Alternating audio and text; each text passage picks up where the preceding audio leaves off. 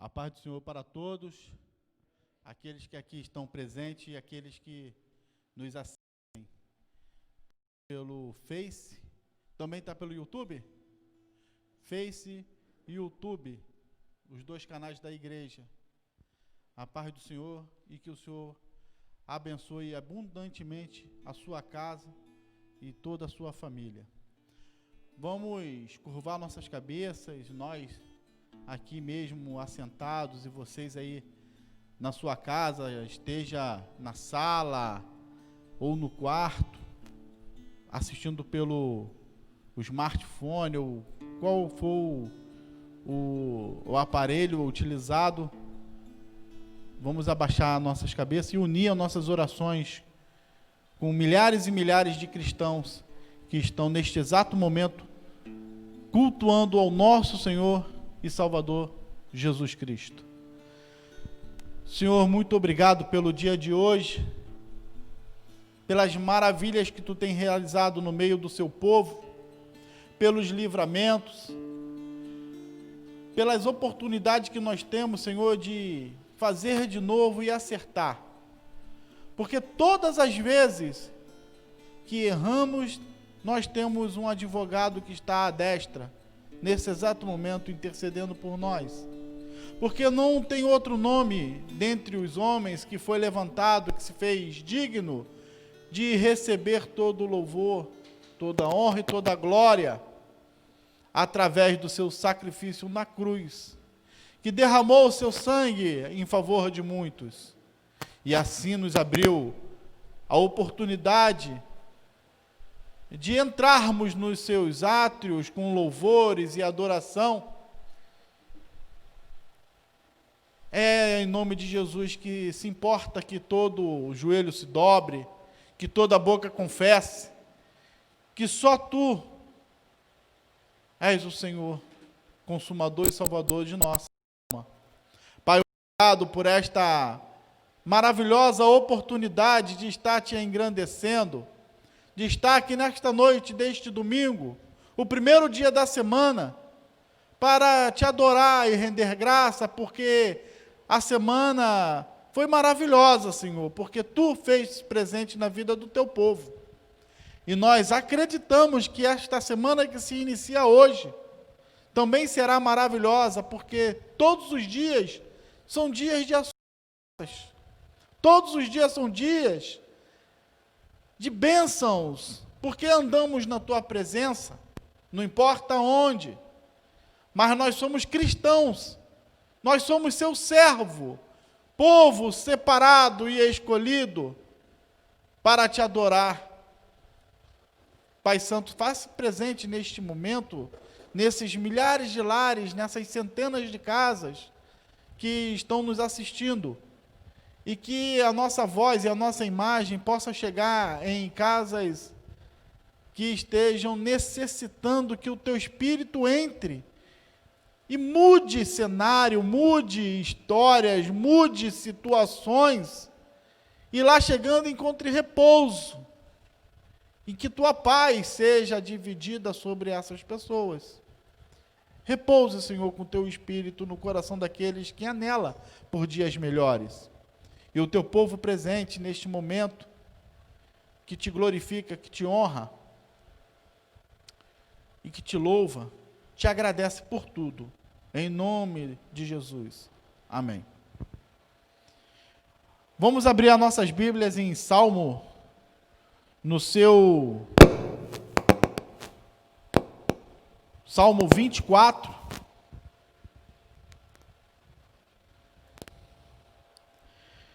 É um salmo que glorifica a vinda do Rei.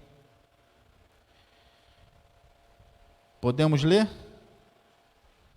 Salmo 24. Ao Senhor pertence a terra e tudo o que nela contém.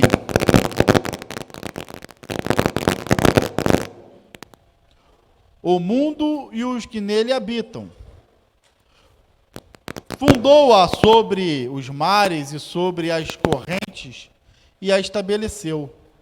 Quem subirá ao monte do Senhor? Quem há de permanecer no seu santo lugar? o que é limpo de mãos e puro de coração.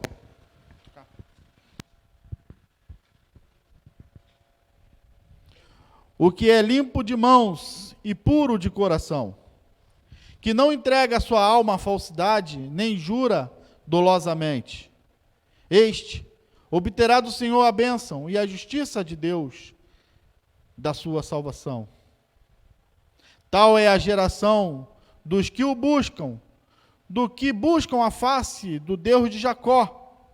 Levantai, ó portas, as vossas cabeças, levantai-vos, ó portas eternas, para que entre o Rei da Glória.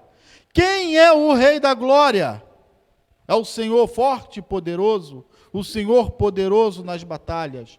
Levantai, ó portas, as vossas cabeças, levantai, ó portas eternos, ó portais eternos, para que entre o Rei da Glória. Quem é o Rei da Glória? O Senhor dos Exércitos. Ele é o Rei da Glória. Aleluia! O Senhor dos Exércitos está conosco. O Deus de Jacó é a nossa fortaleza. Ele é o Rei da Glória. Quando o salmista ele escreve esse salmo, ele está tão satisfeito com aquilo que Deus tem feito sobre a vida de Israel, sobre o povo de Israel, que ele se exalta, ele exalta o Senhor por esses feitos. Levantai, ó porta, as vossas cabeças, porque está entrando o Rei da Glória. Abre a porta da tua casa neste exato momento, porque o Rei da Glória vai entrar aí. Porque lá na frente Jesus fala: eis que estou à porta e bato, e aquele com quem abrir eu entro, e vou cear com ele. E Jesus está querendo abrir as portas nesse momento, para cear conosco. Abramos as nossas portas dos nossos corações. Deixe que o Rei da Glória entre. Deixe que o Rei da Glória faça morada na vida, no coração, na mente, na estrutura familiar de cada um. Que quando eu falo com muita firmeza, que se nós, a partir do momento, abrirmos os nossos corações verdadeiramente, sem falso dolo, sem falso engano, sem jurar falsamente, o Senhor entra nos nossos corações, Ele faz morada, e de lá Ele não sai mais. Aí a vida é totalmente transformada. Isso não é papo, é verdade. Se você que não é cristão está ouvindo neste exato momento, creia nisso. Não creia porque eu estou falando, mas creia porque é a palavra do Senhor Jesus que está falando. É a palavra de Deus que nos afirma isso. O Senhor, Ele é forte e poderoso. O Senhor poderoso nas batalhas. Você está passando por batalha, deixa que o Senhor guerreie por você. A batalha está difícil de ser vencida, descanse. Só abra suas portas. E deixe que o Senhor, que é poderoso e forte nas batalhas, vai guerrear por você e vai vencer por você. Porque a palavra de Deus fala que nós somos mais do que vencedores. E sabe o que isso significa? Sermos mais do que vencedores? É que a gente não precisa batalhar para vencer, porque aquele que batalha por nós, nos dá a vitória na nossa mão. Por isso nós somos mais do que vencedores. Não dependeu da gente, não dependeu de esforço nenhum. Batalhar a batalha. O nosso único esforço é obedecer. É abrir as portas dos nossos corações. O Senhor vai entrar, nós vamos obedecer às suas ordens, os seus mandamentos, e o mais Ele vai fazer. Ele só pede da gente uma coisa: obediência. Só. Do momento que a gente passa a ser obediente, o Senhor toma a frente da nossa vida e o resto é com Ele. Todas as demais coisas é com Ele. Ah, mas você está dizendo que então eu posso relaxar, vou relaxar. Não. Eu não estou dizendo que nós vamos relaxar, nós vamos permanecer firmes. Mas nós não vamos tomar mais atitudes nenhuma. Todas as atitudes são feitas por Deus, é Deus que toma. É o Espírito Santo que convence o homem do pecado. O nosso trabalho é a obediência, somente obedecer. Amém? O ministério de louvor. Então fique com essas palavras. Abra as suas portas. Abra o seu coração, abra o seu entendimento e deixe que o Rei da Glória entre. Porque ele vai entrar, ele vai fazer morada. Ele vai limpar, ele vai tirar o que está sujo, ele vai limpar tudo. E vai te entregar uma casa novinha. Pronta. Com paz, com alegria.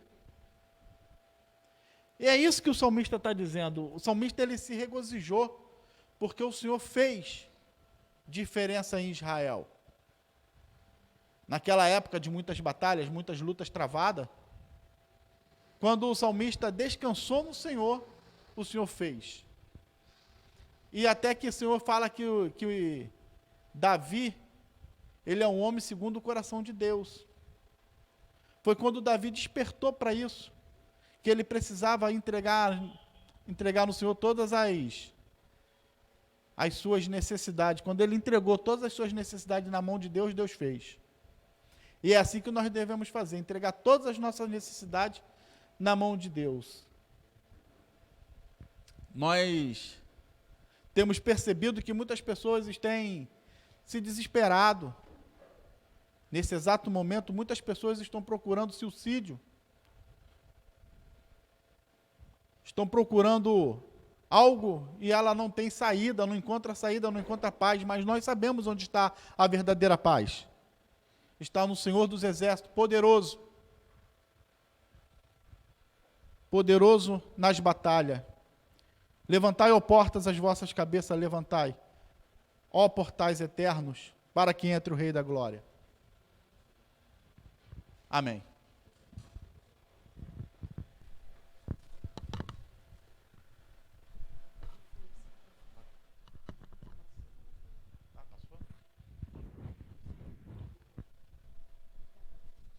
Glória a Deus.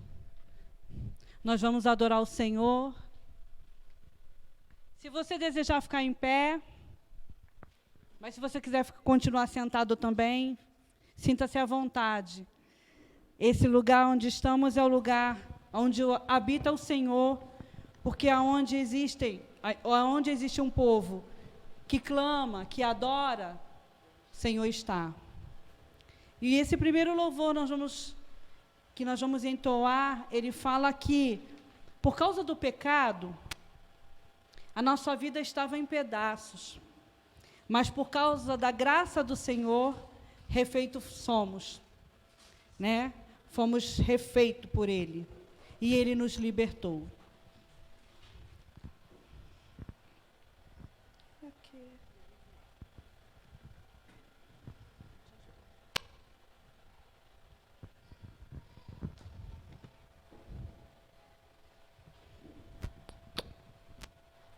Ó Senhor, louvado seja o Teu nome, Pai. Glorificado seja o Teu nome, ó Deus, nesse momento de adoração, ó Pai.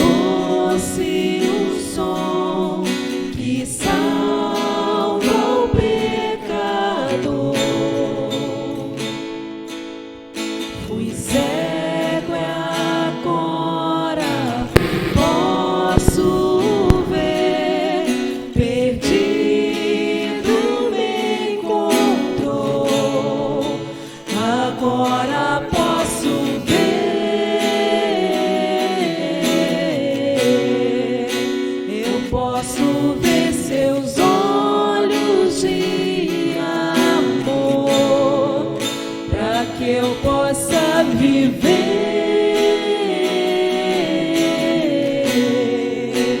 Sua vida Ele entregou.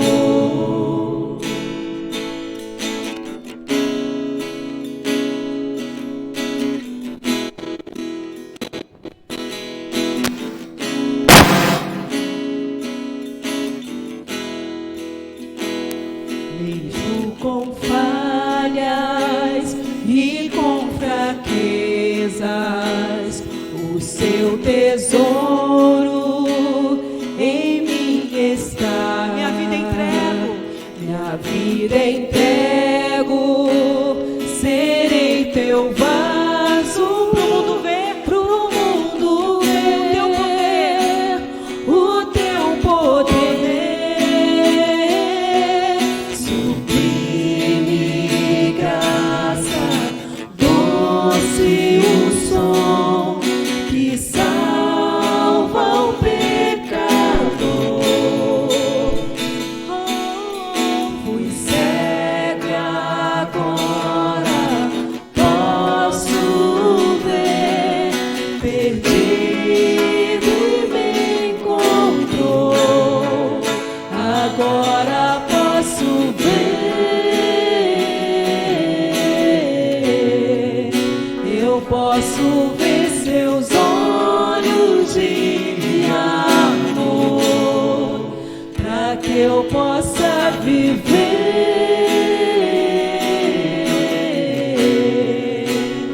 Sua vida Ele entregou.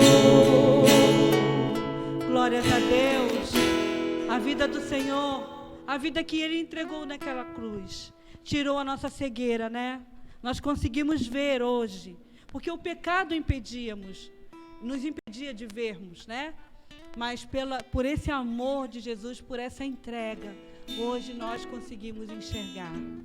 E é por isso que nós vamos erguer as nossas mãos e clamarmos a Ele, né? Porque esse Deus é maravilhoso. Ao erguermos as nossas mãos e clamarmos, Ele virá. Porque aonde há clamor, Ele vem.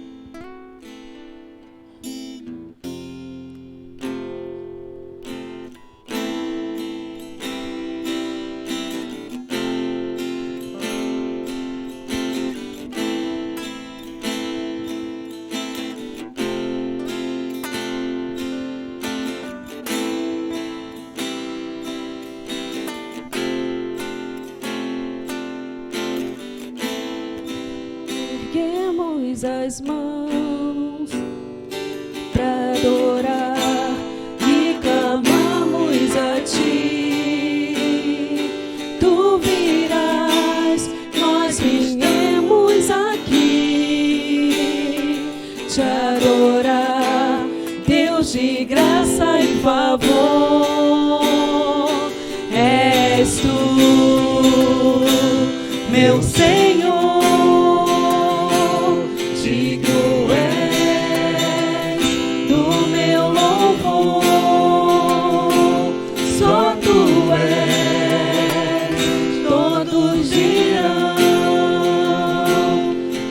És Tu, sim, és Tu. Você pode declarar que Ele é santo? Santo, santo é o Senhor, poderoso. Santo, somente o Seu nome é. Santo, santo é o Senhor, poderoso. Somente o Seu nome é. Erguemos as mãos e clamamos a Ti. Tu virás,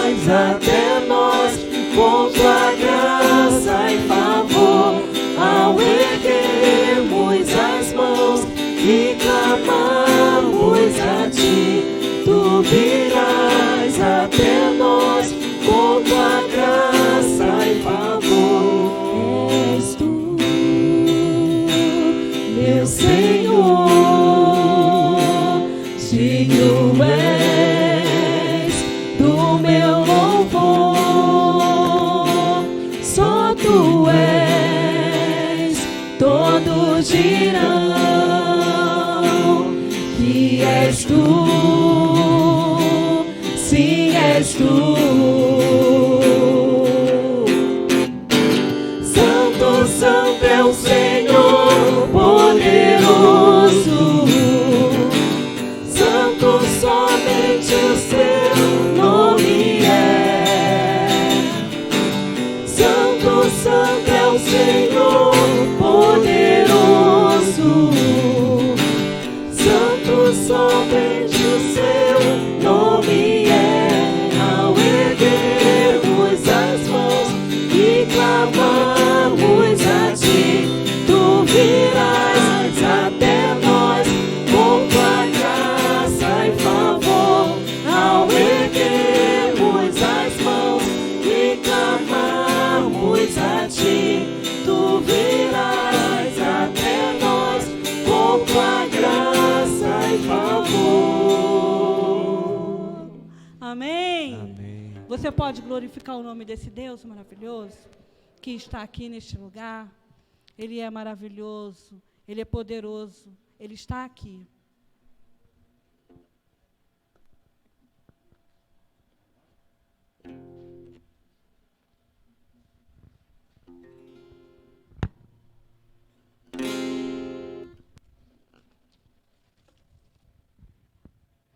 Israel, certa vez, se afastou do Senhor, virou as costas para o Senhor, e eles foram levados em cativeiro, de Sião para um cativeiro, uma terra chamada Babilônia, por causa da desobediência. É mais ou menos o que nós estamos vivendo hoje, né? O cenário.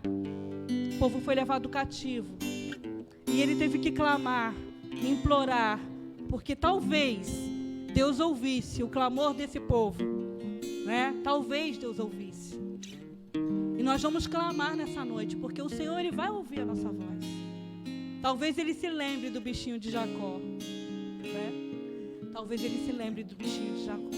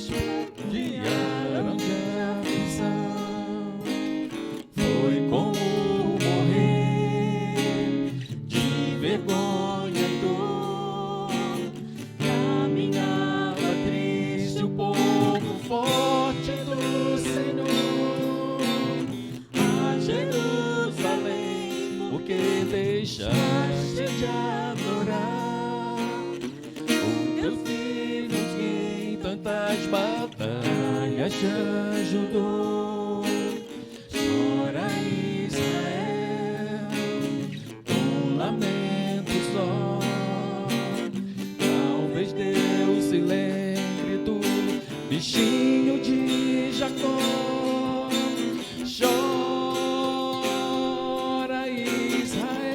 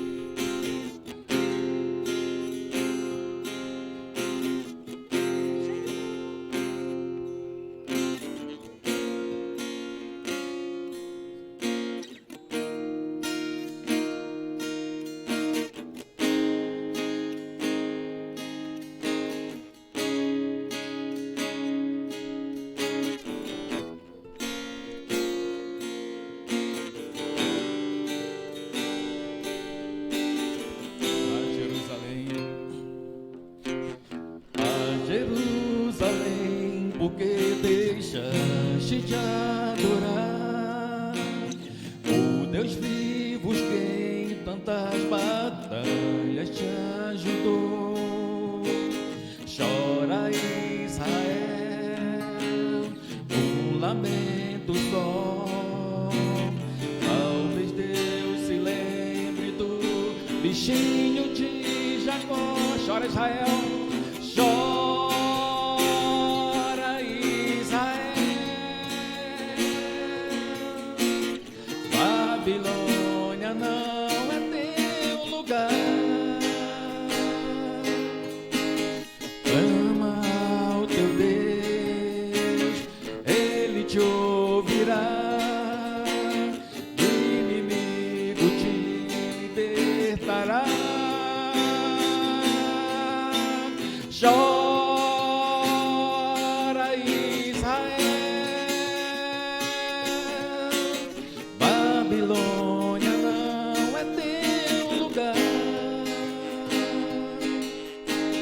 Clama ao teu Deus, Ele te ouvirá. O inimigo te libertará. Aleluia. Pastor?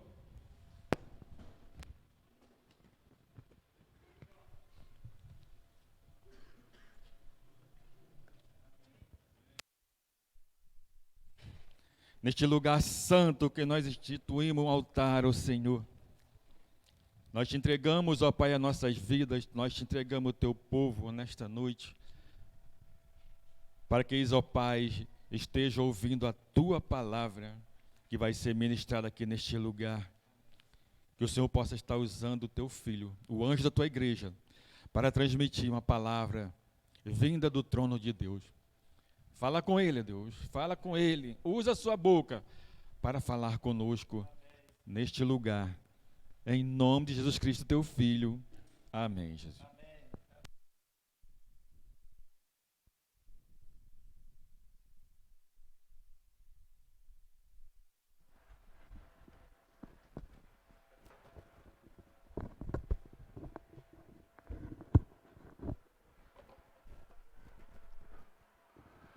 Amém, louvado seja o nome do Senhor, grande alegria, prazer enorme estarmos aqui nessa,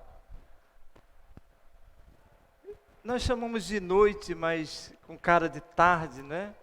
De fé. A igreja, sempre que a igreja se reúne é uma festa, porque a igreja o faz na perspectiva da vida e não da morte. Qualquer encontro neste mundo é diferente do encontro da igreja, porque a igreja vislumbra um horizonte diferente.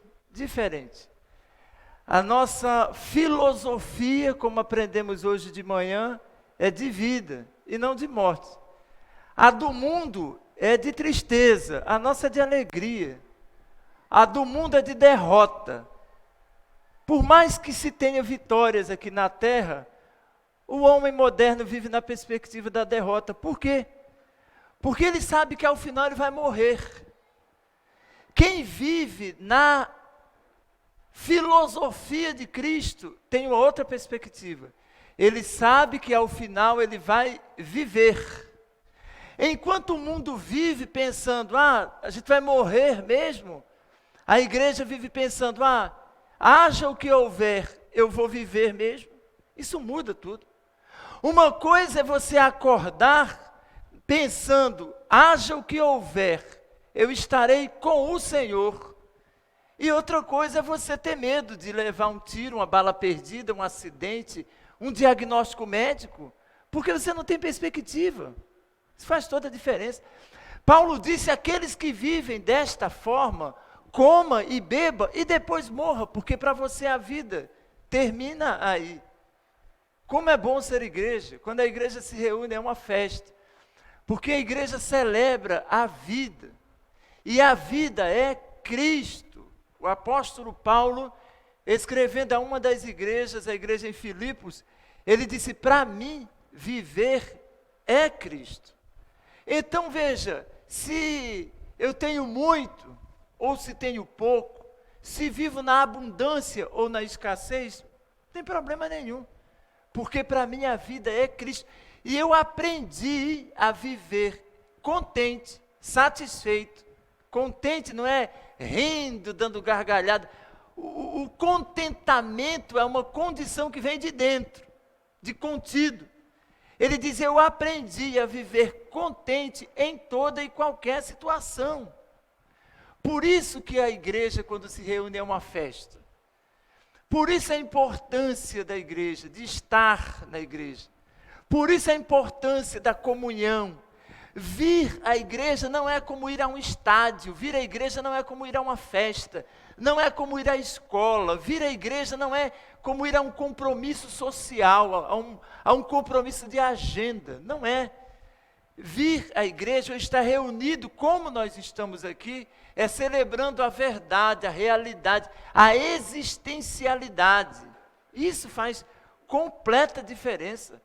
E aí, se você está com dor de cabeça, está com resfriado, está com febre, tem emprego, não tem emprego, tem família, não tem família, tem casa, não tem casa, tem bens, não tem bens, nada disso vai importar mais. Foi o que o Senhor disse. Muda completamente a nossa ótica, completamente. Então é sempre uma alegria, cantar os hinos é um privilégio da igreja. Você, prezado amigo, ouvinte, que está nos acompanhando, não tem ideia. Há muitas pessoas que são igreja e estão participando deste momento, que tiveram perdas pessoais, perderam entes queridos, mas isso não é um impedimento para o louvor, porque estas pessoas sabem que os seus entes queridos estão vivos com Jesus. Muitas pessoas que fazem parte da igreja estão sem emprego, sem grana, atravessando dificuldades financeiras, com problemas de saúde, vários problemas, e nem parece. Quando se é igreja, quando se está em Cristo, você nem percebe que a pessoa pode estar passando mal. Você não vai notar isso, porque Cristo é maior do que a dor, do que a angústia, do que a solidão, do que o medo. Jesus é infinitamente maior do que isso tudo. Por isso a igreja, só a igreja é assim. É diferente, por exemplo, de uma partida de futebol, em que apenas uma parte fica alegre, a parte vencedora. E muito raramente, porque isto nem sempre acontece, com a igreja não tem isso, não tem perdedor. Quando a igreja se reúne, não tem uma parte vencedora e uma perdedora, todo mundo ganha. Todos nós ganhamos esperança, todos nós ganhamos alegria, ânimo, o bom ânimo, todos nós. Há pouco eu conversava com um membro dessa igreja, que eu tive visitando nessa tarde, e eu disse, olha, a diferença de ser crente é que o crente sofre com esperança. Olha que diferença. Pastor, se eu não sofro, sofro. A diferença é que o meu sofrimento é com esperança. É diferente de você sofrer sem esperança. O crente fica doente e sofre, mas ele sofre esperançoso, que pode ficar curado, e também se não ficar curado, que ele tem esperança que estará com o Senhor. Isso faz toda a diferença. É diferente do cara estar doente, e não ter esperança de ficar curado, e conviver com medo de morrer, porque ele não sabe com quem ele vai estar depois da morte. Então, glória a Deus pela igreja, que quer nas lutas, quer nas provas, segue sempre caminhando para a glória de Jesus. Esse Jesus que nos pôs no mundo para receber vidas, que nos pôs no mundo para selar vidas, para Ele dizer, é dele. Esse Jesus que nos trouxe à terra e disse, olha, vocês vão receber vidas, vão selar vidas, e depois vocês me devolvem vida. A igreja faz isso. A igreja recebe pessoas, as sela, e o selo que a igreja coloca é o batismo com água. Isso é uma prerrogativa da igreja. Somente a igreja pode batizar em nome de Jesus. Somente a igreja pode usar a água, quer por imersão, aspersão, efusão, de qualquer forma, somente a igreja pode tomar a água e selar uma pessoa e dizer, está com o selo de Jesus, esse pertence a Jesus. Só a igreja faz isso. Somente a igreja, ao final da vida, depois de 100 e tantos anos que o homem vive na terra, e eu estou cada vez mais crendo nisso. Hoje pela manhã, conversei com o diácono Borges, e ele disse, olha, minha avó, acho que é avó ou tia, tem 101 anos de idade, super lúcida, e me disse a idade dele, ele está ótimo, né, o diácono Borges, não sei se ele está nos ouvindo, e eu disse, viu, mais combustível para o pastor, porque se a sua tia tem 101 anos de idade lúcida, e ele tem uma certa idade também lúcido, jovem, você imagina, se não dá para viver 100 e tantos anos, somente a igreja pode, ao final desses 100 e tantos anos de vida, dizer assim, agora Senhor, nós te devolvemos porque é teu. A igreja recebe, a igreja sela, e a igreja depois devolve e diz, Senhor, eu estou devolvendo porque é teu. E hoje nós estamos recebendo uma vida, eu vou convidar os pais que tragam esta vida, olha que fato histórico, nós vamos apresentar aqui uma vida que está chegando ao mundo. O ano passado eu estava participando de uma linda celebração de matrimonial, que honra e privilégio, e enquanto eu estava lá operando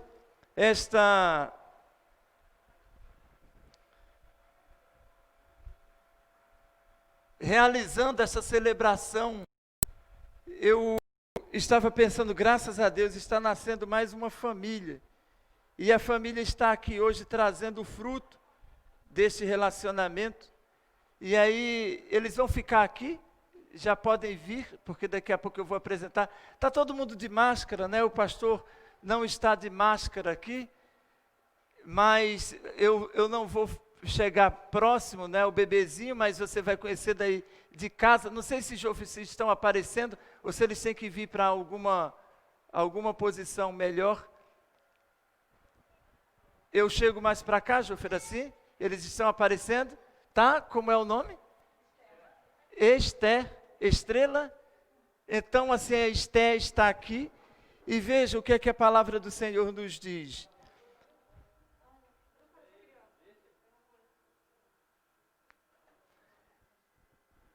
Em verdade vos digo, que chorareis e vos lamentareis, e o mundo se alegrará.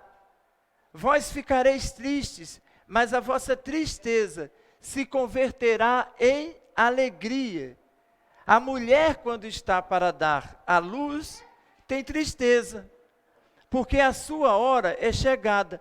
Mas depois de nascido o menino, já não se lembra da aflição, pelo prazer que tem de ter nascido ao mundo um homem, uma pessoa, uma vida. Olha que especial.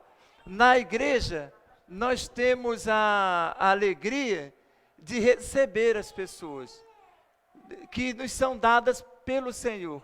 E o Senhor trouxe a Esther. E nós estamos trazendo a Esther aqui publicamente. Eu acho que a Esther vai ser primeiro membro dessa igreja, nesses quase 80 anos de organização, que está sendo apresentada assim, virtualmente, né? Pelo menos para as pessoas que estão em casa. Então eu quero dizer para vocês que estão nos acompanhando aqui, tanto de forma presencial, quanto de forma virtual, que a igreja presbiteriana apresenta os seus membros e depois o batiza.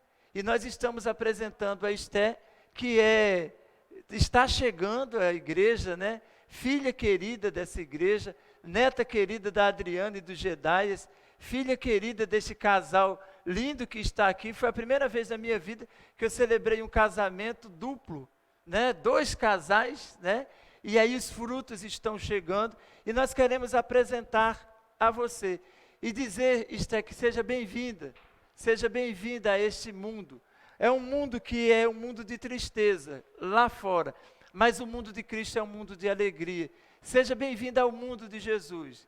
Seja bem-vinda à filosofia de Jesus, à ética de Jesus, e que o Senhor dê graça à família para criar a Esté nos caminhos do Senhor e ensiná-la a ética de Jesus Cristo, para que ela cresça diante dos homens, como ela tem crescido em estatura, que ela cresça em graça diante de Deus e diante dos homens. Eu convido a todos, num gesto de obediência à palavra do Senhor, a se colocarem de pé, estenderem uma das suas mãos na direção da Esté e vamos consagrá-la para a glória do Senhor Jesus. Pai querido, nós glorificamos o Teu nome, por teres nos trazido para esse ambiente de vida, para esse ambiente de fé, de esperança, de celebração. Aqui, Senhor, nós não celebramos a derrota, aqui nós não celebramos a morte, aqui nós não celebramos a tristeza, aqui, Senhor, nós glorificamos o nome de Jesus, o Senhor da vida,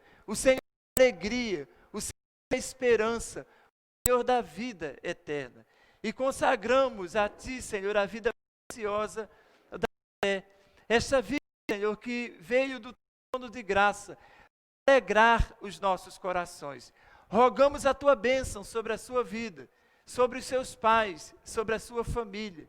Pedimos-te, Senhor, que ela se desenvolva e cresça na Tua presença, que a Esté seja uma criança segundo o Teu coração, que ela se desenvolva, Senhor, e no futuro seja uma mulher adulta, crente, crescida, segundo o Teu coração, que ela não se afaste jamais da Tua presença, nem para a direita, nem para a esquerda, que todos os seus dias sejam vividos na Tua presença, que ela se desenvolva plenamente para a glória do nome de Jesus, em nome de quem nós oramos, hoje e sempre.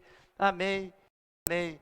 Meus queridos, que o Senhor os abençoe. As pessoas que estão nos vendo, né, de distante, nós queremos explicar e justificar, nós estamos obedecendo o protocolo da distância, sobretudo pela falta do uso da máscara, que nessas circunstâncias não podemos usar, mas estamos irmanados e unidos pela fé em Jesus Cristo. Que o Senhor os abençoe grandemente, viu? Vão na paz, meus queridos.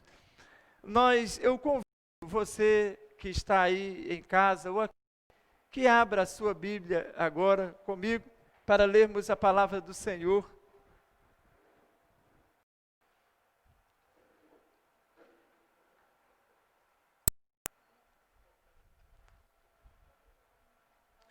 Oséias, capítulo 1.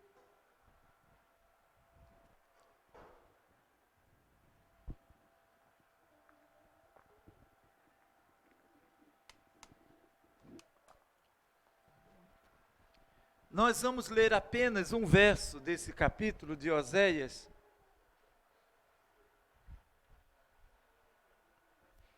Apenas um. Oséias capítulo 1, apenas o verso 7.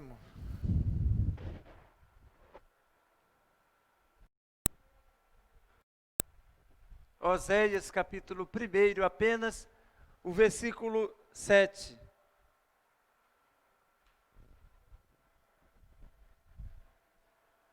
Leiamos a palavra do Senhor. Porém, da casa de Judá, me compadecerei e os salvarei pelo Senhor seu Deus, pois não os salvarei pelo arco, nem pela espada, nem pela guerra, nem pelos cavalos, nem pelos cavaleiros. Louvado seja o nome do Senhor. Queridos irmãos, irmãs, amigos, prezados ouvintes da palavra de Deus, nós crescemos num mundo de rivalidades, de adversários, no mundo em que nós encontramos situações adversas. Vivemos num mundo de concorrência, concorrência por toda parte, competição, né? Desde pequenininho que nós convivemos com competições. No caso, por exemplo, de Jacó e Esaú, a competição começou no útero. Eles estavam lá no útero da mamãe lá, e Rebeca nem sabia. Eles já estavam brigando para ver quem ia nascer primeiro. E ao final, um nasceu agarrado no calcanhar do outro. E aí essa concorrência, esta competição, esta contrariedade, ela vai nos acompanhando a vida toda. A vida toda. Na sala sempre tem, todo mundo quer saber quem é o melhor na sala de aula. Eu me lembro no meu primeiro dia de aula, eu sempre comento aqui na igreja, a minha professora usava Campos do Jordão, era o perfume dela. Isso na década de 70, imaginem, início da década de 70, então já se passaram aí 50 anos. Mas eu me lembro do meu primeiro dia de aula. E se você me perguntar, Antônio, quem era o melhor da turma? Eu sei, eu tinha 4 para 5 anos, mas eu sei quem era o mais espertinho da turma. Quem nunca ia para a casa da caveira, né? Porque lá tinha uma sala que era a sala da caveira. E de fato tinha uma caveira lá na minha escola, lá em Caruaru. Né? E aí, naquela época podia, eu acho que hoje não pode, né? Mas tinha lá a sala da caveira. E quem, enfim, cometesse algum deslize lá, a professora, olha, lá tem a sala da caveira. E aí já sabíamos quem eram os melhores. E começamos a jogar futebol. Se você me perguntar quem era o melhor do futebol, né? E isso vale, hoje eu conversava com o presbítero Nilson, durante o início da tarde, nós ficamos um pouco aqui na igreja, e ele me falava do seu tempo aqui em Éden, das pessoas que sabiam jogar bola, quem era bom no futebol. Nós nascemos e crescemos assim. Nós vamos convivendo com rivalidades. E esta realidade, irmãos, ela transcende a realidade humana. Você sabe que há rivais de Deus. Sempre houve. E aí eu vou logo afirmando de início, Deus não tem antíteses. Deus não possui antítese. Não há antítese de Deus. Mas há rivais de Deus. Há rivais de Deus. Lá no Éden, um desses rivais se manifestou. O que é mesmo que Deus disse a Eva, né? E Eva, tola, né? Boba, deu ouvidos a um rival de Deus. E o rival pôs em dúvidas a palavra de Deus. Deus disse, olha, você pode comer de tudo que há no jardim, mas da árvore que está no meio do jardim, desta você não come.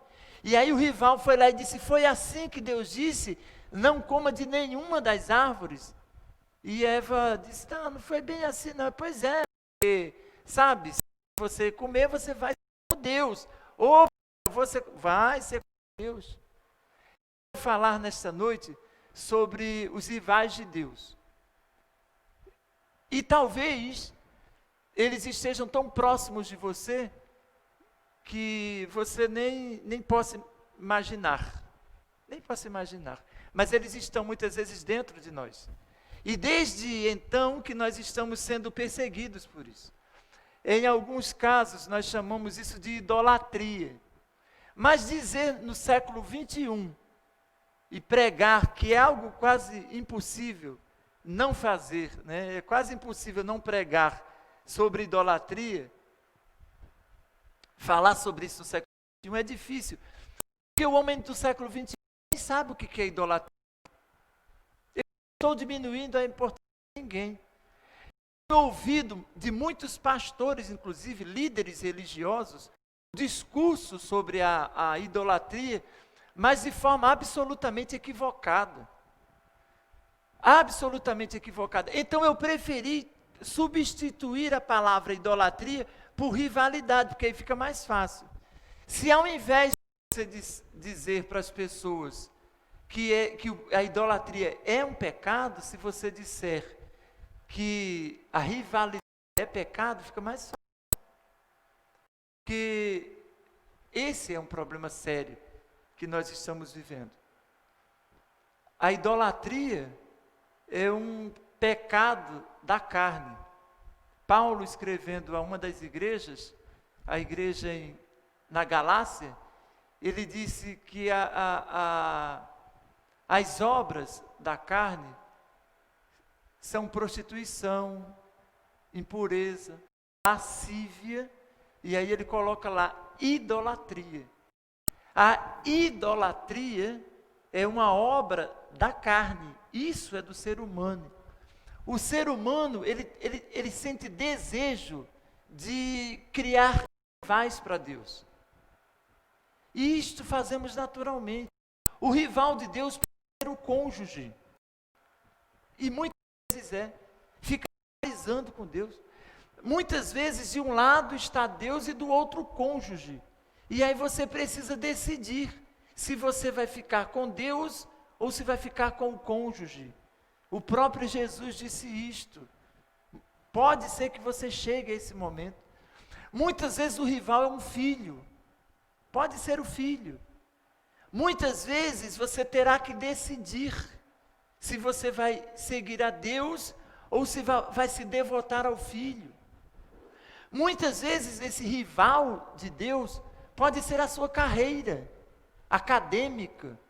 E muitas vezes você terá que decidir se você quer se devotar à sua carreira acadêmica ou se você se devotará a Deus. Muitas vezes esse rival pode ser os seus bens, seu carro, a sua casa, as suas propriedades. Muitas vezes esse rival será o dinheiro, a fama, o status. Você percebe? Tudo isto são rivais de Deus que nós criamos e que rivalizam o tempo todo. Você divide com estes rivais aquilo que você é, de fato, a sua vocação. O Senhor te dá sustento e você divide esse sustento com o rival de Deus. Muitas vezes deixando Deus para lá, para lá. Quantas vezes nós priorizamos os rivais de Deus na nossa vida? Quantas vezes? Quantas vezes nós priorizamos o lazer ou o folgar? Porque isso não é palavra do pastor, é palavra de Deus. Paulo escrevendo, eu citei esse texto hoje de manhã e disse, eu vou voltar a ele à noite. Escrevendo a uma das igrejas do antigo, da igreja primitiva, a igreja de Corinto. Ele disse que o povo passou a comer, beber e folgar. E ele chamou isto de idolatria. É a mesma coisa. É o ídolo, a comida, a bebida e a diversão se constituem rivais de Deus. Você pode achar isso um absurdo. Você pode achar isso algo estranho, porque no mundo que nós vivemos porque parece algo tão inofensivo, eu só estou brincando. Eu só estou me divertindo, pastor.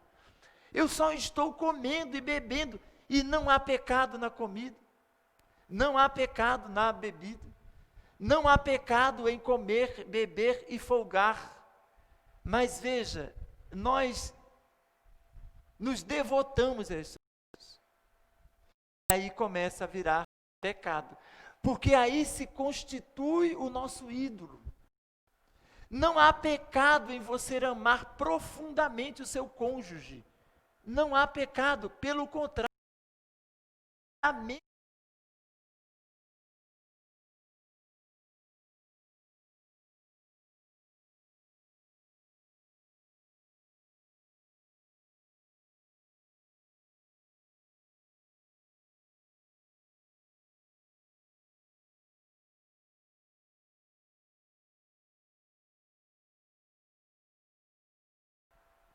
Ele fala sobre isto. Eu só li um versículo. E você deve ter achado estranho, porque ele parece fora do contexto, mas não está. Um dos livros mais emblemáticos para falar sobre os rivais de Deus na Bíblia é Oséias. Então eu sugiro que você, aí na sua casa, quem sabe durante a semana, ou sei lá, hoje ainda, São poucos capítulos, Oséias, 13 capítulos, né? Apenas, então é muito pequeno o livro de Oséias, 14 capítulos. Sugiro que você faça uma leitura minuciosa deste texto, em que o povo criou rivais. E aqui o Senhor colocou alguns. Eu só peguei esse versículo aqui para servir de norte para a nossa reflexão. O primeiro rival de Deus que eu quero falar, que nós divinizamos aqui, são os nossos ídolos. Os nossos ídolos. As coisas que nós idolatramos, assim, as coisas que nós colocamos literalmente no lugar de Deus. Veja o que o texto diz. Ele diz assim, ó, porém da casa de Judá, eles estavam num contexto aqui de muita adversidade. O Senhor já tinha orientado Oséias a casar com uma mulher de prostituição. Ele disse, olha, você vai casar com uma prostituta, eu quero que você viva este casamento e vai tomar uma mulher de prostituição, tenha filhos, prostituição, porque a terra se prostituiu, desviando-se do Senhor. Verso 2. Veja, quem é que se prostituiu? A terra. Ou seja, isso não é um problema da igreja, não é um problema apenas do povo de Deus. O ser humano está completamente prostituído. A palavra é esta. Nós trocamos Deus por tudo. Nós colocamos vários rivais diante de Deus. E ele diz, olha, você vai casar com essa mulher e terá filho de prostituição, porque toda a terra se prostituiu. Porque a terra se prostituiu, desviando-se do Senhor. Foi-se, pois, e tomou a Gomer, e aí teve filho. E aí ele vem traçando aqui todo o significado dos filhos, isso aqui é simbólico. Tomou ela, depois ela voltou a conceber outros filhos, e aí chegou no verso 7, quando ele disse assim, porém da casa de Judá, eu me compadecerei e os salvarei como? Pelo Senhor. A nossa salvação nunca se deu por armas, nunca se deu por máscaras, nunca se deu por álcool, nunca se deu por OMS, nunca se deu por qualquer deste mundo. A nossa salvação de qualquer inimigo sempre se deu pelo poder de Deus. Nós sempre convivemos com terríveis inimigos e fomos salvos pelo poder de Deus. E ele vai dizer aqui, porém da casa de Judá me compadecerei e os salvarei pelo Senhor Deus, pois não salvarei por. E aí agora ele vai dizer aqui quantos são esses inimigos. E ele diz pelo arco. Desde quando o arco nos salvou? Você sabe que um dos rivais de Deus sempre foram as armas. Sempre foram as armas. Querem um exemplo disso na história? É muito fácil. Não precisa nem abrir a Bíblia para ganhar tempo. Um dos embates mais emblemáticos da história da humanidade, Davi e Golias. Até quem nunca leu a Bíblia, quem nunca foi a uma igreja, quem nunca ouviu falar de Jesus, sabe de Davi e Golias. Quando você quer falar da vitória da derrota de um gigante para uma miniatura, Davi e Golias. Quando você quer comparar o forte com o fraco, Davi e Golias. Quando você quer falar, e usa-se muito esse discurso, falar dos nossos inimigos gigantescos, Golias. E o que é que está por trás? Armas. Davi disse, você vem contra mim com lança? Olha as armas aí, os rivais de Deus. Com escudo. Você vai lutar comigo com lança, com escudo, que está chamando de arco. Mas eu vou contra você, Golias, em nome do Senhor dos Exércitos. Então veja, ele diz, eu vou livrar Judá, vou me compadecer e salvar pelo Senhor. Pelo Senhor. E não pelo arco. O arco não salvou Golias. E nunca salvou ninguém. E nem salva. Mas as armas sempre se constituíram. E é hoje, no rival de Deus. O homem coloca uma arma na cintura e se sente um super-homem. Seja que tipo de arma for. Se ele se sente protegido por um arco. O arco de hoje não precisa ser um revólver, uma pistola, um fuzil. O arco hoje tem outro nome. Davi disse para Golias, você vem contra mim com lança, mas eu tenho uma arma mais poderosa. O Senhor dos Exércitos. E veja, é difícil você imaginar pedra, baleadeira, porque lá em Pernambuco, o que a Bíblia chama de funda, nós chamamos de baleadeira, que era algo parecido. Você botava um elástico na pedra, ou botava um elástico numa forquilha de madeira, e botava uma pedrinha para matar, mas dava para matar passarinho, calango, matar um gigante com uma pedra na cabeça, só pelo poder de Deus. Eu sei que muitas pessoas estão enfrentando gigantes na sua vida, e a arma com a qual você há de vencê-lo, não é o arco, pode chamar do que você quiser, porque o Senhor está dizendo, não vos salvarei pelo arco, não vos salvarei pela força, mas pelo Senhor, que sempre nos salvou. Então o primeiro rival que eu quero colocar aqui, são estes inimigos que nós constituímos. Elias, uma vez perguntou lá em Reis, 1 Reis 18, ele chamou de bengala. Vocês têm duas bengalas. Uma bengala se chama Deus. E qual é o rival de Deus? Baal. Outro rival de Deus. Eles sempre existiram, sempre estiveram na história. Baal era um deus cananeu, era o principal rival de Deus naquela época. E o povo acreditava nele. O povo acreditava que Baal fazia chover. Daí aquele embate lá de Elias. Lembra, eu preguei recentemente sobre isto aqui, quando ele disse a Acabe, Acabe, Deus vai mandar chuva. Não é Baal que vai fazer chover. Deus vai mandar chuva. E foi lá no monte, enfiou a cabeça entre os joelhos e mandou o seu ajudante, Geazi, sobe lá, vê se está chovendo chuva, não vem chuva. Ele disse, já fui lá 7 vezes.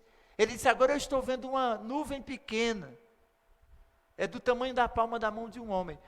Os cananeus acreditavam que quem fazia chover era Baal. E Baal também era o deus da fertilidade. Era Baal que fazia com que a terra se tornasse fértil. Baal era o deus da frutificação. Eu cresci no interior do Brasil, do Nordeste. E muitos dos meus conterrâneos lá acreditavam que Pedro que faz chover. E até hoje muitas pessoas em Pernambuco oram, vamos orar pedindo a São Pedro chuva.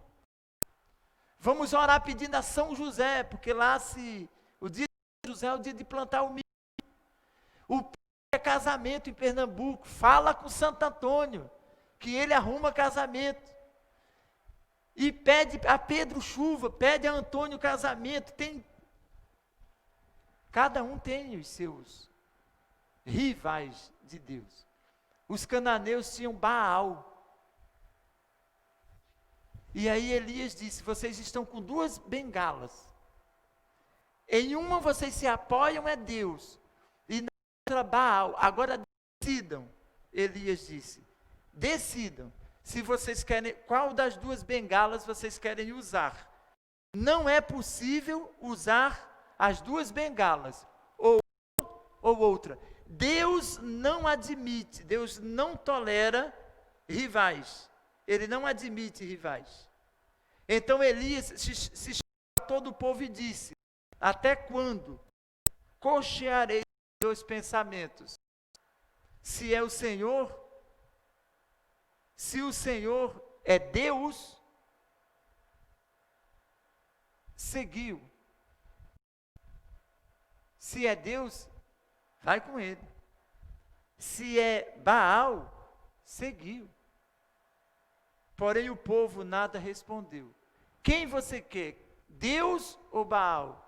Baal era um rival de Deus. E o grande problema, a grande questão da idolatria,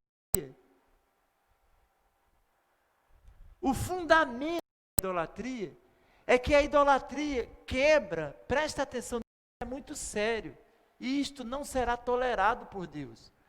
Quebra o primeiro dos mandamentos. É um mandamento de Deus que você não tenha rivais, não constitua rivais a Ele. É mandamento, é o primeiro dos mandamentos. O primeiro dos mandamentos é este: não criem rivais. Não criem rivais para mim. Eu vou ficar muito triste se vocês fizerem isto. Eu não vou tolerar que vocês façam isto.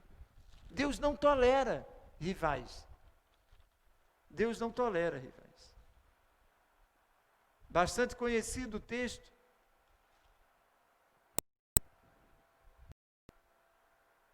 Não farás, não terás outros deuses, outros rivais diante de mim. Primeira coisa que Deus mandou. Sabe quantos mandamentos os rabinos contam na Torá? 248 mandamentos. Dos 248 mandamentos, o primeiro é este: vejam, não terás outros rivais diante de mim. Eu não aceito isso. Eu não aceito que vocês confiem em arco, porque eu não vou livrar vocês pelos arcos. Eu não aceito que vocês confiem e coloquem a segurança de vocês fora de mim, porque quem sempre os livrou fui eu. Pecado gravíssimo. Hoje pela manhã eu citei aqui, no sexto, os líderes da igreja da época, 1400 anos atrás, eles elaboraram o que eles consideraram 7 pecados capitais. E se você perguntar às crianças de hoje sobre isto, elas vão achar a coisa mais estranha do mundo. Os adultos sabiam, né, quais eram os 7 pecados capitais. Hoje, talvez nem os adultos saibam mais. Nós achávamos inadmissível a avareza, a inveja, a glutonaria. Alguns pecados nós considerávamos capitais. Você não pode cometer esse pecado. João chega a escrever na sua primeira epístola, ele diz: pecado para a morte. E eu digo para vocês, por estes, nem orem por isso. Se vocês virem alguém pecando, mas este pecado não for para a morte, tudo bem, você suplique por esta pessoa, porque às vezes acontece isto, o ser humano dá uma deslizada ali, está sujeito a isto. Não estou defendendo aqui o pecado, mas nós estamos, embora devamos viver como mortos para o pecado, é isso que Paulo diz, escrevendo aos Romanos, no capítulo 6, ele diz: vivam como mortos para o pecado. Está lá no capítulo 6 de Romanos. Mas mesmo assim, muitas vezes nós pecamos. E esse João disse: se você pecar, temos um advogado, Jesus, que vai te defender. Mas veja, suplique por pessoas que estejam pecando, não para a morte. Mas eu vou dizer uma coisa para vocês: há pecado para a morte. Eu vou dizer: nem ore. Irmãos, assim, Não se sintam assustados com o que eu vou dizer. Mas eu me recuso a orar por determinadas situações, porque eu estou contrariando a palavra de Deus. Não contem comigo para orar por isso. Eu não vou orar. Eu estou indo contra a palavra de Deus. Criar rivais para Deus é algo que é uma afronta a Ele. É uma afronta. Você colocar coisa no lugar de... Você adorar o objeto, a criatura, no lugar do Criador. Eu li recentemente esse texto aqui, em Coríntios, em Romanos, do verso 19 e antes. Nós somos indesculpáveis. Paulo disse aos Romanos, porque o que de Deus se pode conhecer já é manifesto. Deus considera isto inaceitável. Por isso que o pecado da idolatria é grave, porque é a primeira coisa que Deus disse: não façam isto. E além destes 248 mandamentos, nós temos 365 proibições. 365 vezes, os rabinos contaram, a palavra diz, não faça. Há 248 mandamentos e 365 proibições. E nós estamos ignorando isso tudo e criando rivais. Quinta-feira eu falei aqui sobre a avareza. O nome disso, no hebraico, a palavra transliterada do hebraico é Mamon. Mamon é o deus mais próximo de Baal. Só que Baal fazia chover para os incrédulos, para os idólatras. Baal fazia chover e a terra produzir e dar frutos. Mamon era mais generoso. Mamon, além de fazer chover e a terra produzir e dar frutos, Mamon também dava outras riquezas, que nós chamamos de luxo. A mais, algo a mais. O homem não é mais um agricultor. O homem hoje vive em cidades bem construídas. E o Deus, a palavra Mamon, a tradução literal dessa palavra é riquezas.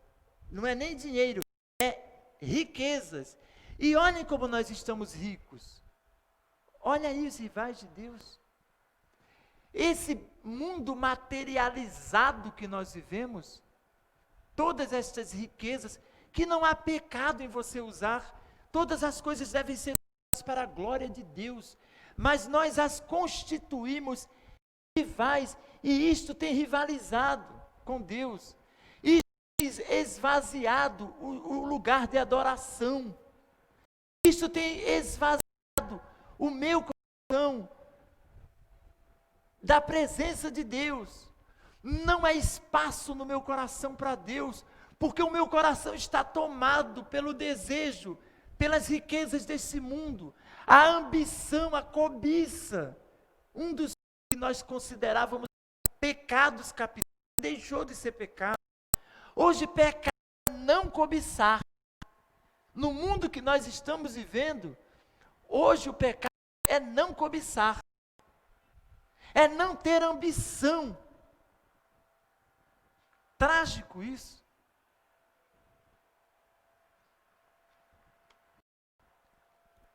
Nessa semana eu fui à ótica, que faz os meus óculos. O dono da ótica é um amigo, ele é evangélico. Nem sei se ele está nos acompanhando, mas não deve estar não. Fui lá essa semana, e quando eu vou, preciso ir com tempo, porque ele mexe, né, nos meus óculos e ajusta, enfim. No momento em que eu cheguei à ótica, chegou um presbítero que me conhecia, com a esposa. Reverendo Antônio, como vai, meu querido, tudo bem? E aí, você já sabe, né, ficamos ali muito tempo. E esse presbítero disse assim, eu disse, olha, eu elegi o Cícero, que é o dono da ótica, como meu, assim, eu vou fazer óculos com ele sempre. O meu óculos quebrou o ano passado, e aí eu fui a médica prescreveu outro, e eu fui à ótica para fazer R$2.000. Aí foi aí que eu conheci o Cícero, essa ótica. Cheguei lá com o meu óculos quebrado, disse que o óculos quebrou, eu preciso fazer um novo, está aqui a receita, queria por favor que você fizesse um orçamento. Ele pegou esse daqui mesmo, que está na minha mão, e consertou. Ele disse, não, eu vou dar um jeitinho aqui. E aí, ao final, ele falou, deixa aqui, vem buscar mais. Fui lá buscar, quanto custa, moço, senhor? Ele disse, não custa nada. Foi tão fácil que eu não vou cobrar nada. Eu falei, não é possível. Ele disse, não, não vou te cobrar. E aí eu fui para casa, voltei no dia seguinte, eu disse, olha, eu quero que mesmo assim, você faça um outro para mim. E ele fez um outro. Depois eu pedi um outro, ou seja, mais 2. E ele fez. O preço dos 2 era menos de 10% do valor de um que eu ia comprar. Esse não custou nada. Os outros 2 custaram de 10% do valor que eu comprei. Aí esse amigo que chegou lá, o presbítero, disse assim, reverendo Antônio, o Cícero é uma pessoa magnífica, mas ele tem um defeito. Eu disse, qual que eu não consigo ver? Ele não tem ambição nenhuma. Ele é zero de ambição. Já vi um empresário, dono de ótica, que não tem ambição nenhuma. Olha a ótica dele, ele não tem ambição. O mundo vê a falta de ambição, de cobiça, como um pecado. Veja como o mundo mudou. Nós criamos sem perceber rivais para Deus. E o nosso coração está possuído, ocupado com esses desejos, com essas cobiças, com essas ambições. E aí não há lugar para Deus. A grande tragédia da idolatria é que ela se constitui na quebra desse mandamento que Jesus disse, ou você serve a Deus, Elias, para você escolher entre Deus e Baal. Jesus disse, ou Deus ou Mamon, porque Mamon é o Deus da riqueza. O mundo vai te oferecer todo tipo de riqueza. Você pode viver aqui na terra e acumular muitos bens. É possível, absolutamente possível, é factível. E muitas pessoas estão gastando a sua saúde. Muitas pessoas estão gastando a sua vida com a finalidade e o propósito de ficar ricos. Isso se constitui num rival de Deus. O Senhor Jesus disse,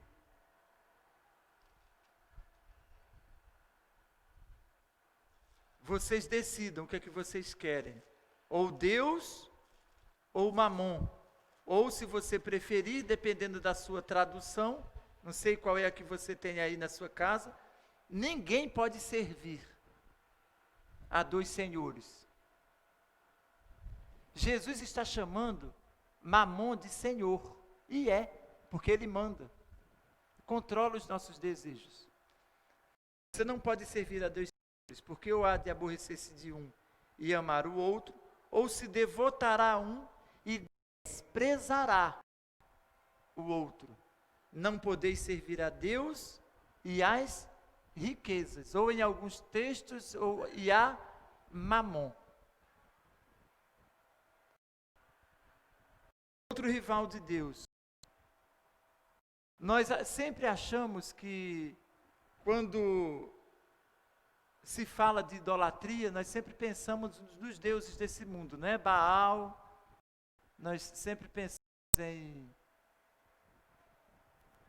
Mamon e outros deuses que estão por aí, né?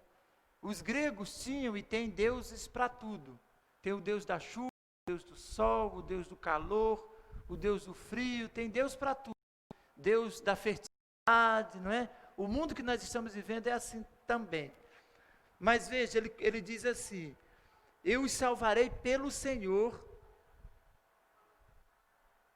e não salvarei pelo arco, nem pela espada, nem pela guerra, e nem pelos cavaleiros. Aí agora ele vai falar de um outro tipo de rival. Só quero falar sobre mais, que são os impérios. Sempre constituímos, como hoje, rivais de Deus na perspectiva política, econômica, social. Desde pequenininho que eu ouço as pessoas dizendo que vão para os Estados Unidos quando crescerem, que vão para a Europa, agora a China. Os impérios sempre se constituíram as grandes potências em rivais de Deus. Isso não começou hoje. Na antiguidade, Babilônia. Se você lê Apocalipse, é de arrepiar. O discurso apocalíptico contra a Babilônia. Quem era Babilônia? Rival de Deus. As pessoas queriam Babilônia como o lugar do paraíso, o lugar de segurança, lugar de conforto. Eu estou vendo muitas pessoas, quando o Brasil começou a entrar numa crise política, econômica e social, como nós estamos vivendo, muitas pessoas correndo para ir morar em Portugal. Milhares de pessoas saíram do Brasil, foram para Portugal. Vou morar em Portugal, vou sair daqui, deste lugar. Eu vou morar nos Estados Unidos, eu vou morar na Europa, eu vou morar na China, no Japão, nos grandes impérios. Na antiguidade era Babilônia, Assíria. As pessoas corriam para lá. Egito. Quando o povo estava saindo do cativeiro, no meio do caminho, o povo fez um bezerro para adorar. Êxodo 32. Levantou de madrugada, está lá no texto, depois você pode ler isto. Pediu a Arão que fizesse um bezerro. Arão fez um bezerro e o povo acordou de madrugada. Eu fico pensando como Deus se sente. Imaginem as pessoas que acordam de madrugada para orar, para vir à igreja, para prestar culto a Deus. Veja, se não se constitui no rival de Deus, acordar de madrugada para adorar um bezerro, sim, pastor. O povo acordou de madrugada para adorar um bezerro. E isto é terrível. E quando nós vemos a declaração de Deus sobre os seus rivais, irmãos, quando eu leio esses textos, eu fico pensando, eu nem imaginava que Deus era tão ciumento assim. Veja o que ele diz. Portanto, eis que eu cercarei o caminho. Eu vou cercar o caminho. O seu caminho com espinho. E levantarei um muro contra ela, para que ela não ache as suas veredas. Ele está dizendo, eu vou botar arame farpado, para vocês não irem para a casa do outro. Está aqui, Oséias capítulo 2, eu falei esse texto, todo o livro de Oséias, é uma denúncia contra a prostituição do homem. Eu vou fazer cerca de arame farpado, eu vou colocar cerca elétrica, para que vocês não pulem a cerca para adorar outros deuses. Ela irá em seguimento dos seus amantes. Terrível isso. Porém não os achará, buscá-los-á, sem contudo os achar. Então dirá, irei e tornarei para o meu primeiro marido. Olha Deus reclamando aqui. O capítulo 2 eu estou lendo, viu o verso 7. Eu irei para o meu marido, para o meu primeiro marido, porque melhor me ir então do que agora. É melhor adorar a Deus do que ficar indo atrás de Baal. E aí ele diz, ela pois não soube que eu lhes dei o trigo. Foi eu que dei o trigo, o vinho e o óleo. E lhes multipliquei a prata e o ouro. que eles usaram para Baal. Verso 8 do capítulo 2. Vou livrá-los, mas não pelo arco. Eu vou livrá-los, mas não por outros rivais, não pela guerra, não pelas armas, não pelo dinheiro, não pelo ouro, não pela força, não pelo poder que vocês usaram para adorar esses outros rivais. E numa declaração aqui de muito ciúme de Deus, ele diz assim: e portanto que eu atirarei e a levarei para o deserto. Eu vou levar vocês para o deserto. E lhes falarei ao coração. Veja que declaração belíssima do amor de Deus por nós. Por nós, não é pela igreja só não, por ser todos os seres humanos. Você que está me ouvindo, que não é igreja, Deus te ama tanto que Ele te leva para um deserto da vida, porque Ele quer falar ao teu coração, ao meu coração. Para de levantar rivais contra Ele. Para de acreditar nesses deuses e nesses rivais que deixam pelo caminho. Eu vou levá-los para o deserto, porque eu falarei ao coração.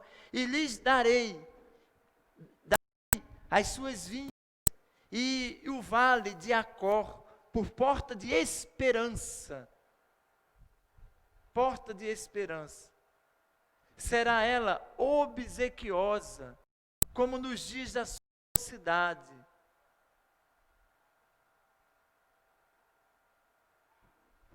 E como no dia que subiu da terra do Egito. Naquele dia, na minha Bíblia, eu sempre marquei, toda a Bíblia que eu tenho, esse versículo está marcado. Toda a Bíblia que eu tenho dezenas de exemplares, dezenas. Todos eles, quando eu pego, eu marco esse versículo. Naquele dia, diz o Senhor, ela me chamará meu marido, e já não me chamará meu Baal. Presta atenção, no coração enciumado desse Deus, que dá a vida por nós. Naquele dia, não chamarão meu Baal.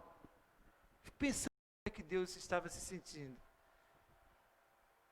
Não chamarão meu Baal, mas meu marido. Meu marido. Deus sempre foi o nosso e é quem nos salva. Nós somos salvos pelo Senhor. Não somos salvos pelo arco. Nós não somos salvos pela espada. Nós não somos salvos pela guerra. Nós não somos salvos pelos cavalos. São tudo isso são linguagens simbólicas, metafóricas dos rivais de Deus. Que hoje você pode trocar arco, espada, cavalo. Quem usa isso hoje? Você pode trocar isso pelo seu carro, pelo seu dinheiro, pela sua carreira, pelos seus bens, por suas propriedades, pelos seus amigos, pela sua condição social, pelo seu conhecimento. Muitas pessoas estão achando que não pegam Covid porque tem conhecimento. Porque liga a televisão, olha pastor, eu tenho que ligar lá para saber, senão eu vou pegar Covid. Quem sempre nos salvou foi o Senhor e vai continuar sendo. E quando nós não tínhamos TV há 70, 80 anos atrás, nós tínhamos vírus nos matando, e o Senhor nos livrava desses vírus, e agora nós estamos desprezando o Senhor, porque temos rivais contra Ele. É isso. O nosso coração está possuído e ocupado pelos Baals desse mundo, pelos mamuns desse mundo, pelos rivais desse mundo, que hoje o arco não é uma espada, porque não usamos. Mas se nós tivéssemos uma espada para matar o Covid, a gente matava. Ontem uma senhora, eu ouvi no apartamento, eu estou ouvindo a conversa de todo mundo, né? Eu vivo falando aqui. Um dia tem gente chorando, outro dia tem gente não sei o quê, mas ontem teve uma conversa muito engraçada.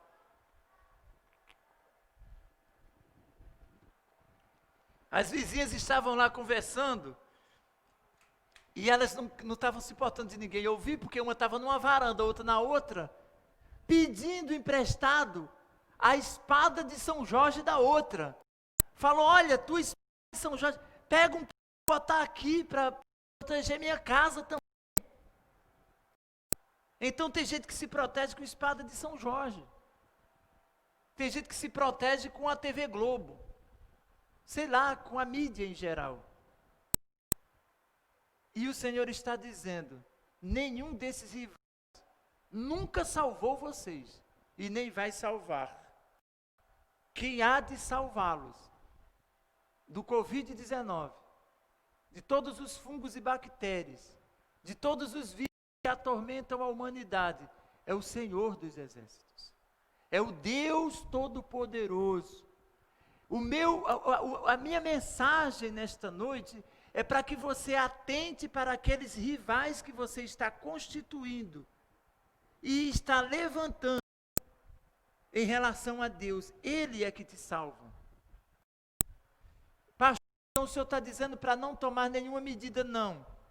Esse mesmo Deus, em relação a essas questões sanitárias, que inclusive eu coloquei no boletim da igreja, ele disse, se tiver alguém doente entre vocês, separa o doente. Tomem medidas de precaução, que inclusive eu coloquei no boletim da igreja. Se tiver que ficar distante, fique distante. Se tiver que fazer asepsia com álcool, com sabão, e faça confiando no Senhor. E não salva ninguém, não livra ninguém. Isso é dever de cada um. Ter boas maneiras. Está doente, nem saia de casa, só para ir no médico. Todo mundo pode vir para a igreja. Todo mundo. Agora, se tiver com sintoma de doença, não venha para a igreja, nem vá para a escola. E nem vá para o trabalho. Faça o que esse Senhor ensina. Em relação à questão sanitária, tenha bom senso. Eu costumo dizer aqui do púlpito desta igreja, até ensinar a evacuar, o Senhor ensina a gente através da palavra dele. E o que fazer das fezes. Não duvide desse Deus, que cuida inclusive da questão sanitária. Vai andar no deserto, anda com um pedaço de pau na mão. Quando você evacuar, cava um buraco, enterra as fezes. Para ninguém pisar nessas fezes. Contaminar com ela em nome do Senhor. Quer fazer sexo, case com uma pessoa e viva com essa pessoa e tenha compromisso com ela. Para não contaminar as outras. É isso. Cuidados do Senhor. Se alguém estiver doente, separa essa pessoa dos saudáveis.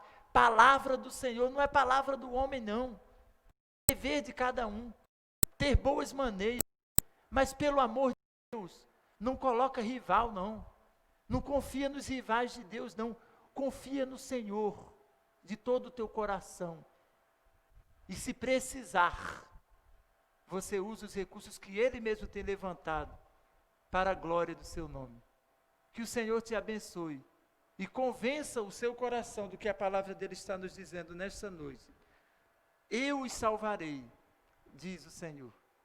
Quem vai nos salvar é o Senhor. Que o Senhor nos salve desta situação e que nunca mais você esqueça que quem está salvando não é o arco, nem a espada, nem a guerra, nem os cavalos, nem os cavaleiros, nem Baal, nem Mamon, nem as potências desse mundo, nem os impérios desse mundo. Egito não salva ninguém, Assíria não salva ninguém, Babilônia não salva ninguém, Estados Unidos não salva ninguém, China não salva ninguém. Quem salva é Jesus. Que o Senhor opere esta salvação na minha e na sua vida para a glória do seu nome. Nós vamos orar e encerrar este encontro logo após com a bênção do Senhor. Pai querido, nós glorificamos o teu nome pela tua obra salvadora na vida da tua criação. Nós percebemos, Senhor, que o homem se prostituiu, criou rivais, deuses, ídolos, nos quais ele tem sua confiança. Em alguns momentos, Senhor, esses rivais ganham a forma de impérios. Quantas e quantas vezes os homens confiaram nos impérios deste mundo? Quantas e quantas vezes os homens confiaram em Babilônia, na Síria, no Egito. Os mesmos que hoje confiam nas grandes potências deste mundo, nas riquezas dos impérios deste mundo. Outras vezes esses rivais ganham a forma de bens materiais, como se vê hoje o homem completamente confiante no seu padrão econômico, nas suas cifras financeiras, nas suas aplicações financeiras, nos seus recursos, nos seus planos de saúde, nos seus hospitais bem instalados que não salvam ninguém, nos aparelhos e respiradores que parece que só estão nos hospitais particulares, e muitos ficam com medo de ficar para um hospital público porque não tem respirador, e acabam confiando na estrutura hospitalar, como se fosse um salvador, como se pudesse salvar a vida de alguém, e nós estamos sabendo que isto não resolve. Muitas vezes, Senhor, esses rivais se constituem de outras formas, se constituem em deuses que os homens inventam, porque, de fato, estes deuses não existem. Eles são da atitude desesperadora do homem, que os cria, que os imagina, e os transforma de forma simbólica, como instrumento de religação, um pedaço de madeira, um pedaço de pau, um pedaço de ferro, um pedaço de barro, de gesso, rivalizando contra a ação, o poder verdadeiro do Senhor, o único que salva. Nunca fomos salvos por arcos, nunca fomos salvos por espadas, nunca fomos salvos por carros, nem por cavalos, e muito menos por cavaleiros. O Senhor sempre foi e sempre será o Salvador do homem, quem nos guarda, quem nos livra de toda conspiração maligna, de tudo aquilo que conspira contra a nossa vida. Ah, Senhor, eu clamo nessa noite, pelo poder do sangue de Jesus, que o Senhor traga de volta aqueles que se prostituíram com os ídolos deste mundo, com os rivais deste mundo, a quedar-se aos teus pés em adoração e confiarem somente em Ti, a se portarem, Senhor, com bons modos, a se conduzirem de forma íntegra diante de Ti, quebrantada diante de Ti, porém de forma confiante. Que aqueles que estão me ouvindo, Senhor, joguem fora a bengala de Baal e apoiem-se apenas no Senhor. Que decidam confiar no Senhor e não em Baal. Que decidam confiar no Senhor e não nas riquezas. Eu clamo por isso, Senhor, para a glória do Teu nome, para a salvação de vidas, em nome de Jesus. Amém e amém.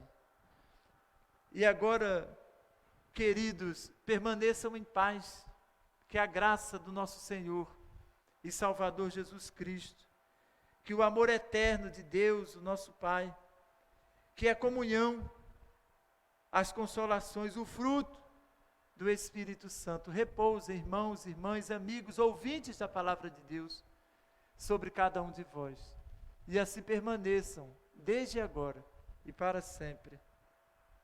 Amém.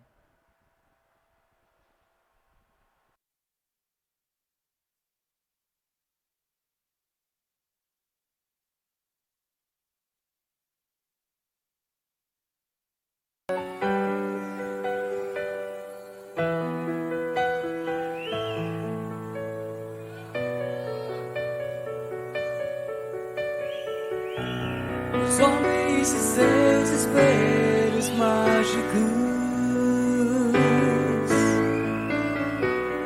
nada vem além de si mesmos. Se esqueceram daquele que um dia esteve entre nós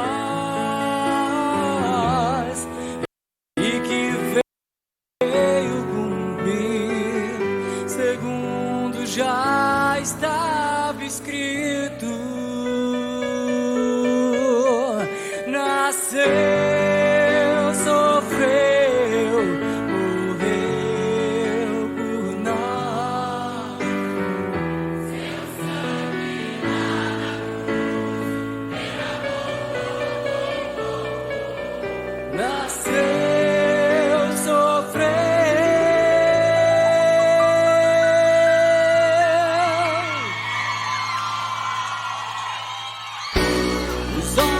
nesses seus espelhos mágicos. Só vem um Cristo vencido em dor. Não conhecem a cruz vazia, pois ressuscitou.